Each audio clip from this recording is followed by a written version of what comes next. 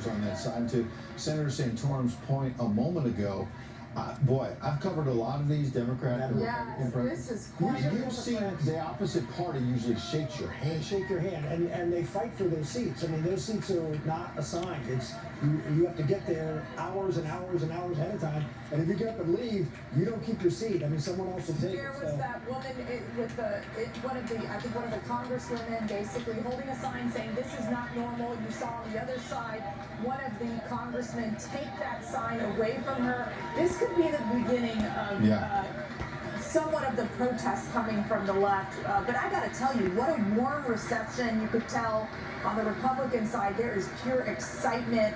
And this is something that I've seen with President There is Trump. with Nancy Mace embracing her. Yeah, he literally is taking it all in. I witnessed this at CPAC during his speech.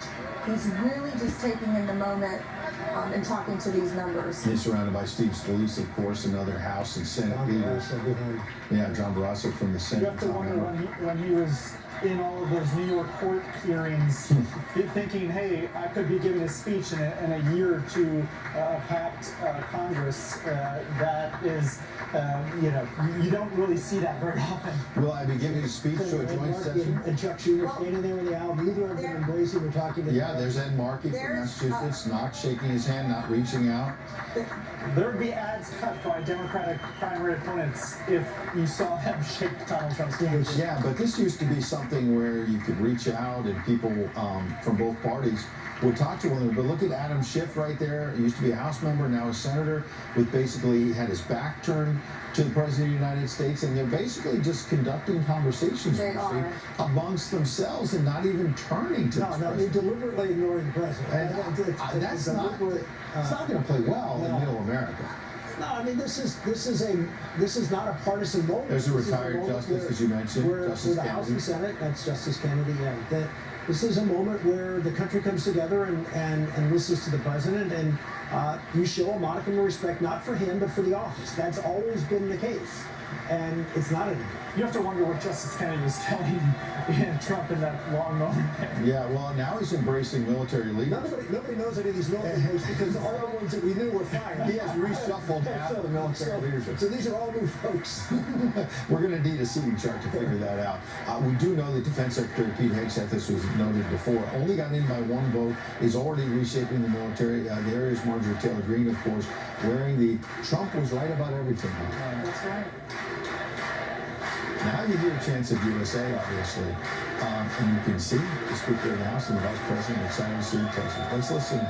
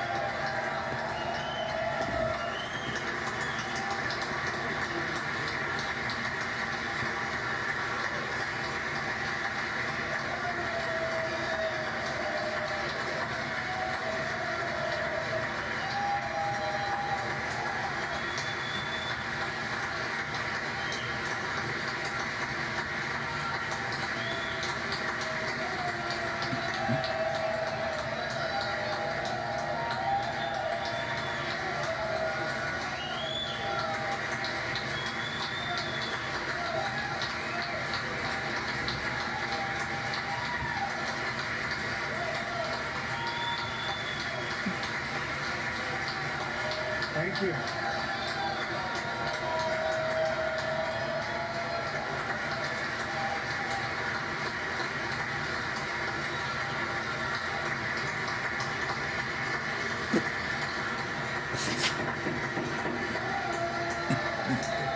Thank you very much. Thank you very much. It's a great honor. Thank you very much. Speaker Johnson, Vice President Vance, the First Lady of the United States.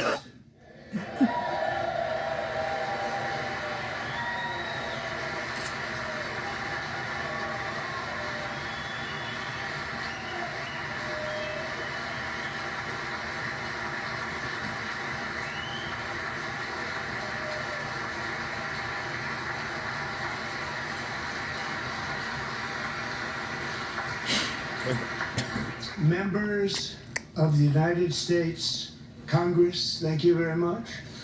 And to my fellow citizens, America is back.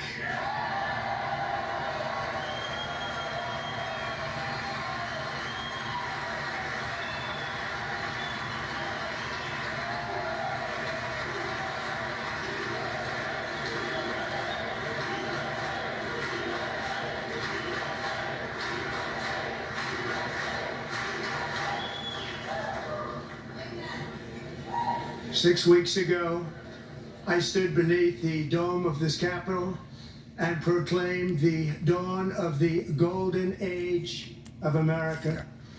From that moment on, it has been nothing but swift and unrelenting action to usher in the greatest and most successful era in the history of our country.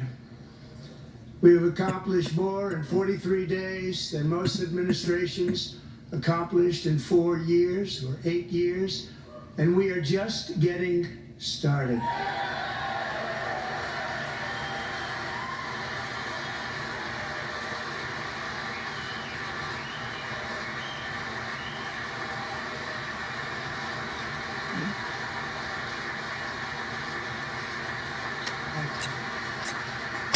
I return to this chamber tonight to report that America's momentum is back, our spirit is back, our pride is back, our confidence is back, and the American dream is surging bigger and better than ever before.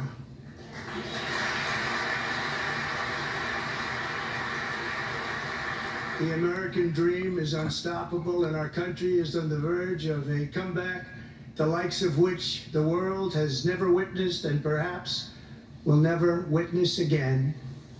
There's never been anything like it. The presidential election of November 5th was a mandate like has not been seen in many decades. We won all 7 swing states, giving us an electoral college victory of 312 votes.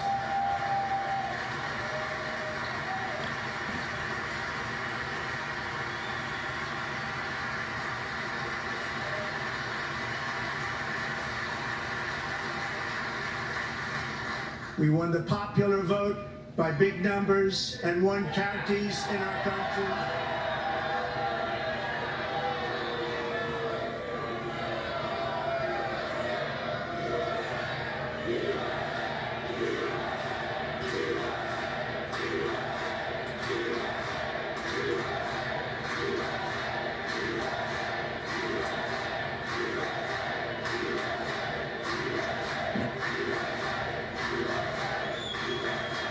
And won counties in our country, 2,700 to 525, on a map that reads almost completely red for Republican.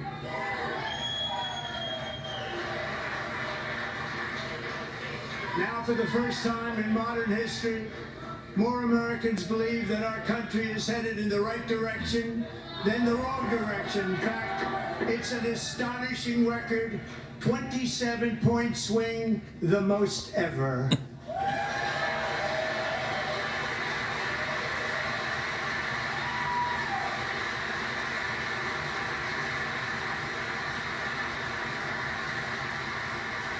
Likewise, small business optimism saw its single largest one-month gain ever recorded, a 41-point jump.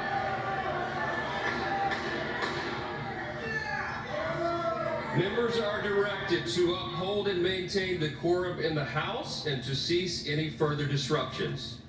That's your warning.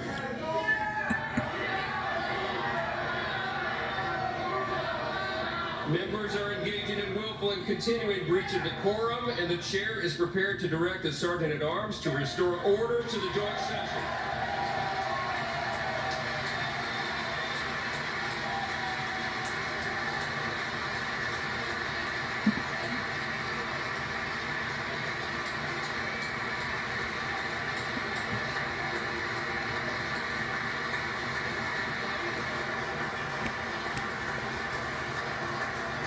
Mr. Mr. Green, take your seat. Take your seat, sir. Take your seat. Finding that members continue to engage in willful and concerted disruption of proper decorum, the chair now directs the Sergeant-at-Arms to restore order. Remove this gentleman from the chamber.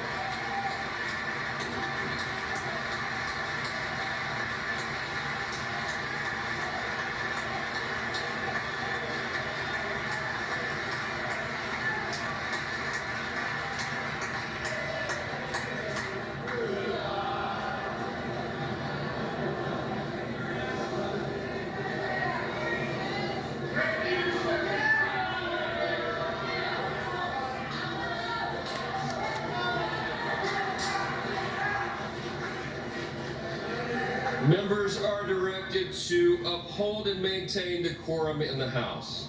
Mr. President, you continue. Thank you. Over the past 6 weeks, I have signed nearly 100 executive orders and taken more than 400 executive actions, a record to restore common sense, safety, optimism, and wealth all across our wonderful land. The people elected me to do the job, and I'm doing it.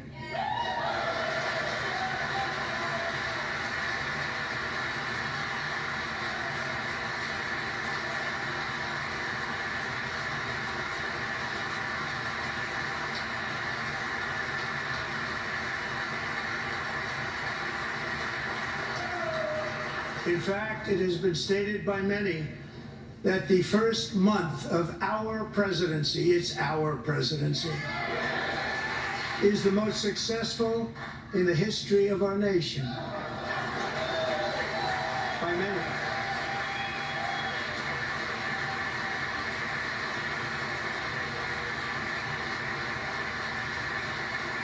And what makes it even more impressive is that, do you know who number 2 is?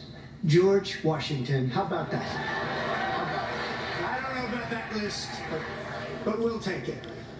Within hours of taking the oath of office, I declared a national emergency on our southern border, and I deployed the U.S. military and border patrol to repel the invasion of our country. And what a job they've done. As a result, illegal border crossings last month were by far the lowest ever recorded, ever.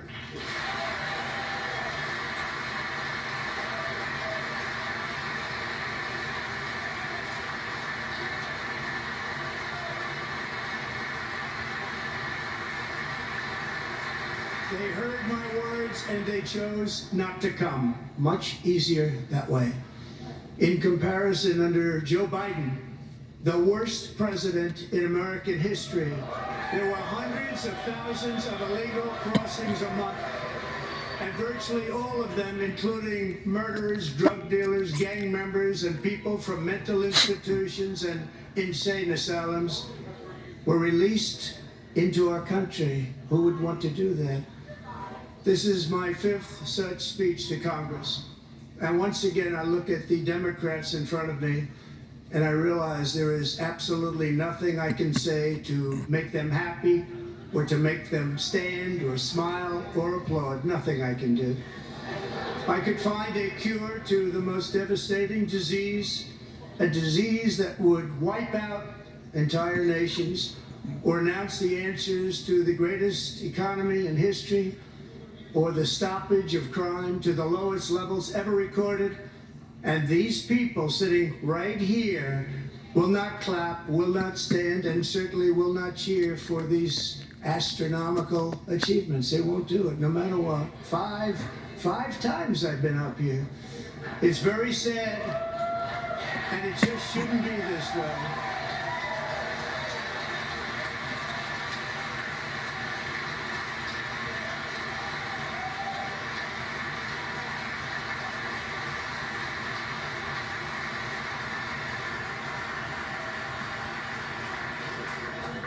So Democrats sitting before me, for just this one night, why not join us in celebrating so many incredible wins for America?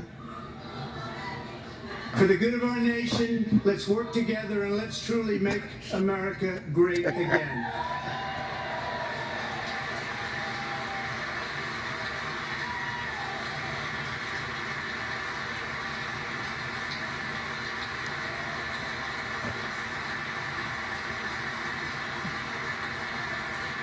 Every day my administration is fighting to deliver the change America needs to bring a future that America deserves, and we're doing it. This is a time for big dreams and bold action. Upon taking office, I imposed an immediate freeze on all federal hiring, a freeze on all new federal regulations, and a freeze on all foreign aid.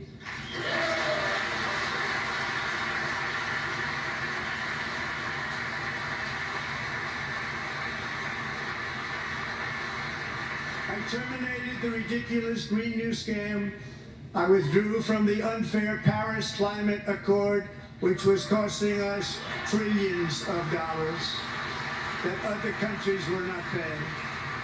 I withdrew from the corrupt World Health Organization.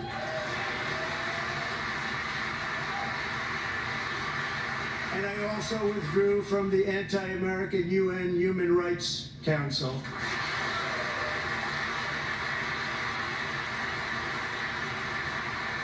We ended all of Biden's environmental restrictions that were making our country far less safe and totally unaffordable. And importantly, we ended the last administration's insane electric vehicle mandate, saving our auto workers and companies from economic destruction.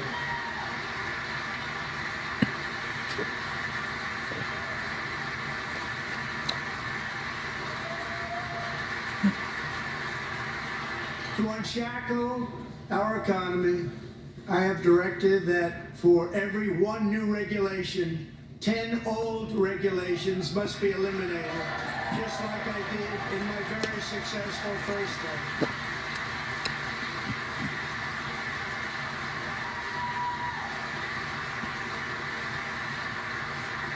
And in that first term, we set records on ending unnecessary rules and regulations like no other president had done before.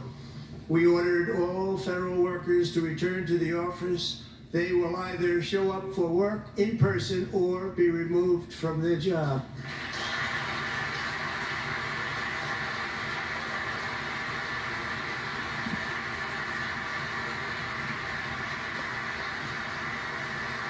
And we've ended weaponized government where, as an example, a sitting president is allowed to viciously prosecute his political opponent, like me. How did that work out? Not too good. Not too good.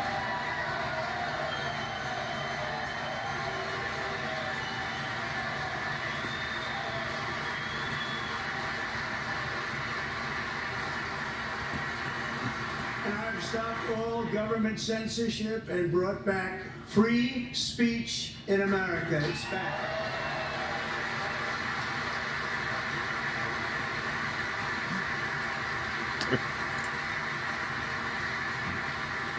And 2 days ago, I signed an order making English the official language of the United States of America.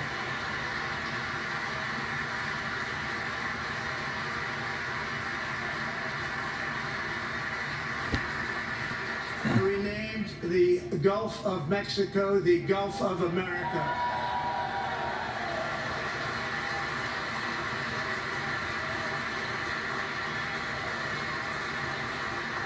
And likewise, I renamed, for a great president, William McKinley, Mount McKinley again. Beautiful Alaska. We've ended the tyranny of so-called diversity, equity, and inclusion policies all across the entire federal government and indeed the private sector and our military. And our country will be woke no longer.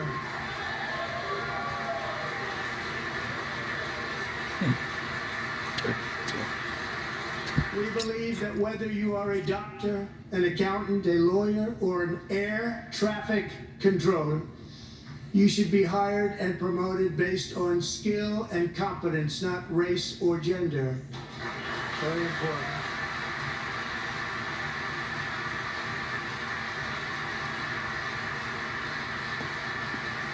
You should be hired based on merit. And the Supreme Court, in a brave and very powerful decision, has allowed us to do so. Thank you. Thank you very much.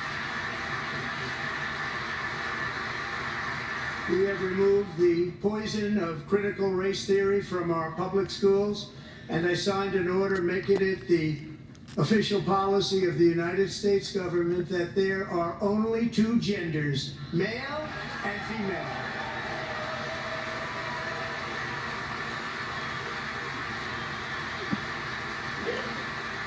Yes.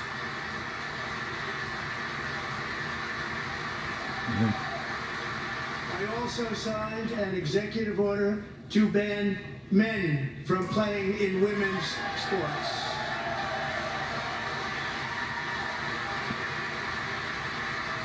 Yes, Mr. Trump.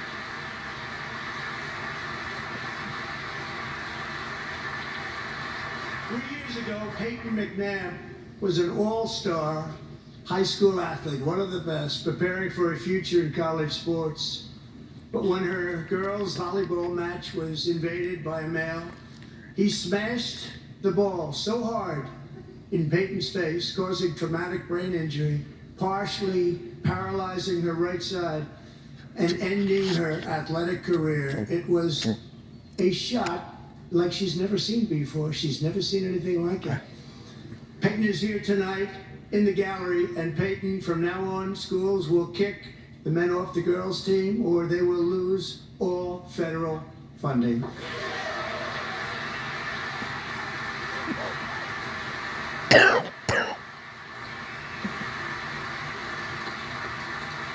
Watch with me tonight.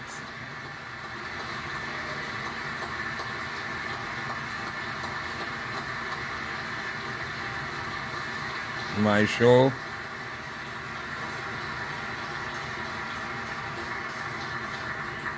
And if you really want to see numbers, just take a look at what happened in the women's boxing, weightlifting, track and field, swimming, or cycling, where a male recently finished a long-distance race 5 hours and 14 minutes ahead of a woman for a new record by 5 hours. Broke the record by 5 hours. It's demeaning for women, and it's very bad for our country. We're not going to put up with it any longer.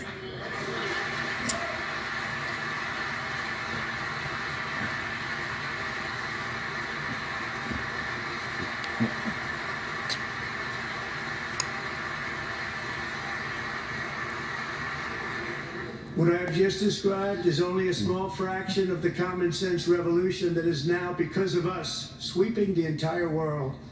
Common sense has become a common theme, and we will never go back. Never. Never going to let that happen. Among my very highest priorities is to rescue our economy and get dramatic and immediate relief to working families. As you know, we inherited from the last administration an economic catastrophe and an inflation nightmare. Their policies drove up energy prices, pushed up grocery costs, and drove the necessities of life out of reach for millions and millions of Americans. They've never had anything like it. We suffered the worst inflation in 48 years, but perhaps even in the history of our country. They're not sure. As president, I'm fighting every day to reverse this damage and make America affordable again.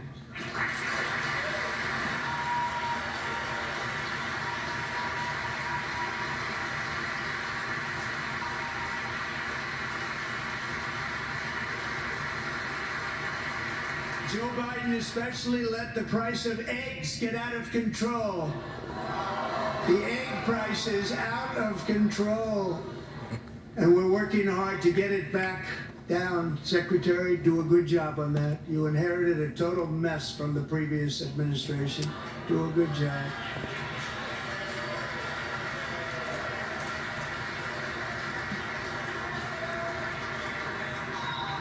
A major focus of our fight to defeat inflation is rapidly reducing the cost of energy.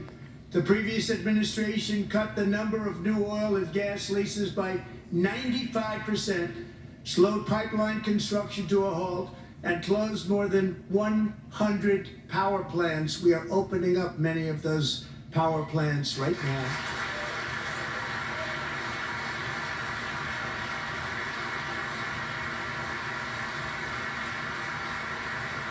And frankly, we have never seen anything like it.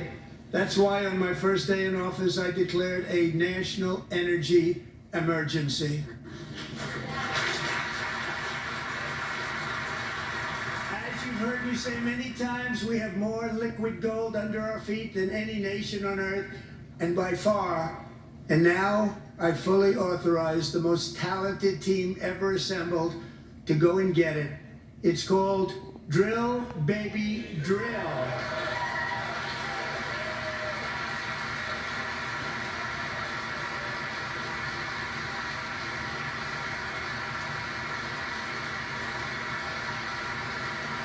My administration is also working on a gigantic natural gas pipeline in Alaska, among the largest in the world, where Japan, South Korea, and other nations want to be our partner with investments of trillions of dollars each. There's never been anything like that one.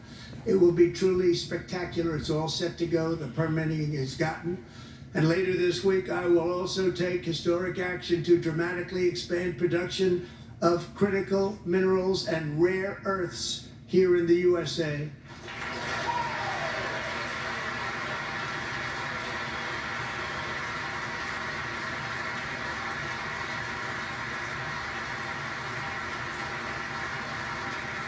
To further combat inflation, we will not only be reducing the cost of energy, but will be ending the flagrant waste of taxpayer dollars.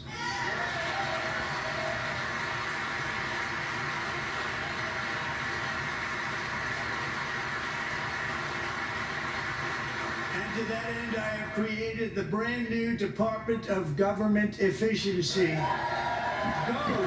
Perhaps you've heard of it. Perhaps.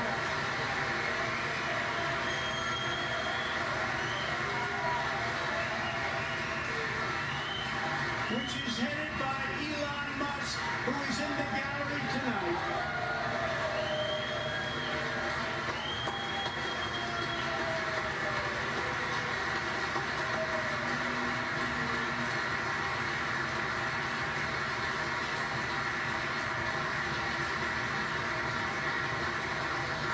Thank you, Elon. He's working very hard. He didn't need this. He didn't need this. Thank you very much. We appreciate it. Everybody here, even this side, appreciates it, I believe. They just don't want to admit that. Just listen to some of the appalling waste we have already identified. $22 billion from HHS to provide free housing and cars for illegal aliens. $45 million for diversity, equity, and inclusion scholarships in Burma. $40 million to improve the social and economic inclusion of sedentary migrants. Nobody knows what that is. $8 million to promote LGBTQI+ in the African nation of Lesotho, which nobody has ever heard of. $60 million for indigenous peoples and Afro-Colombian empowerment in Central America. $60 million. $8 million for making mice transgender. This is real. $32 million for a left-wing propaganda operation in Moldova. $10 million for male circumcision in Mozambique. $20 million for the Arab Sesame Street in the Middle East. It's a program. $20 million for a program. $1.9 billion to recently created Decarbonization of Homes Committee, headed up, and we know she's involved. Just at the last moment, the money was passed over by a woman named Stacey Abrams. Have you ever heard of her? A $3.5 million consulting contract for lavish fish monitoring. $1.5 billion for voter confidence in Liberia.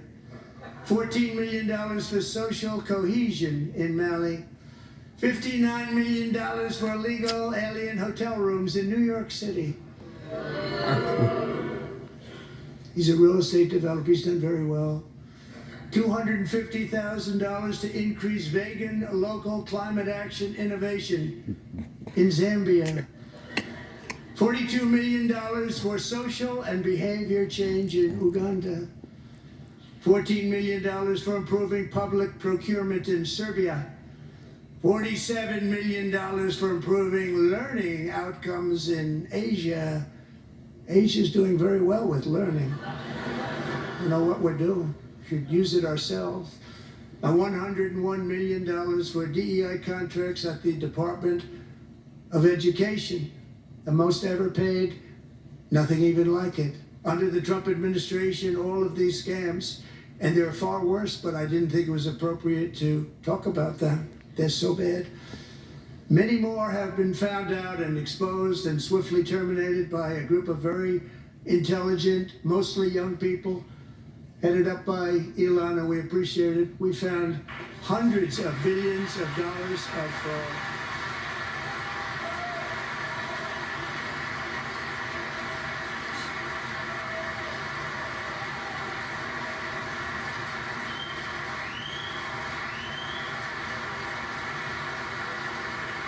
And we've taken back the money and reduced our debt to fight inflation and other things. Taking back a lot of that money. We got it just in time.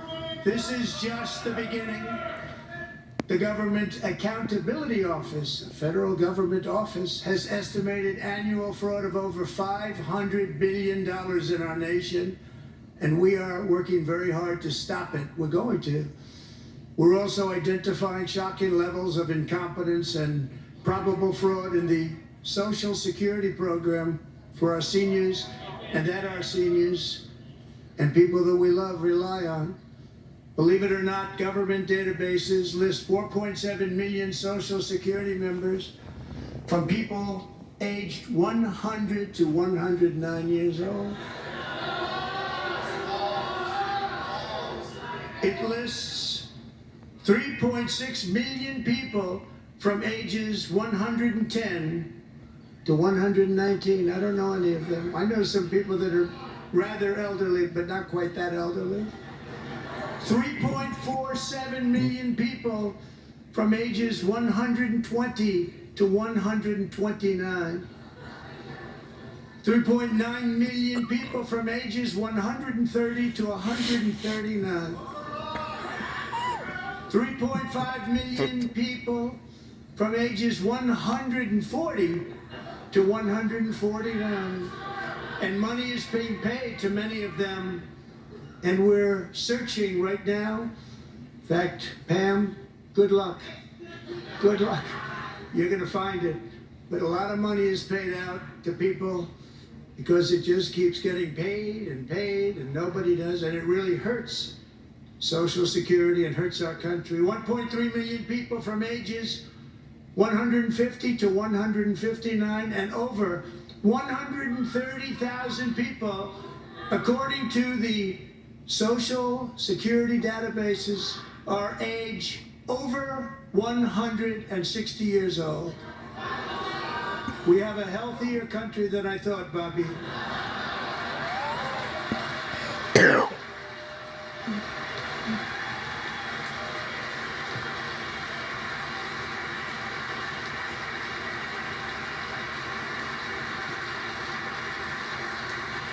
So I just give you just a part of what I'm showing tonight, you know. One person between the age of 240 and 249, and one person is listed at 360 years of age. More than 100 years. More than 100 years older than our country. But we're going to find out where that money's going. And it's not going to be So great, courtessy of NEWSMAX, you know, too. You know, I just give you a little part of my show tonight, and you can watch the rest of it. You know, it will be on YouTube and, you know, all over the place. But I give you the first 35 minutes of very interested. You know, some disturbance in the House chamber at early. You know, they have to put out a gentleman there. I see.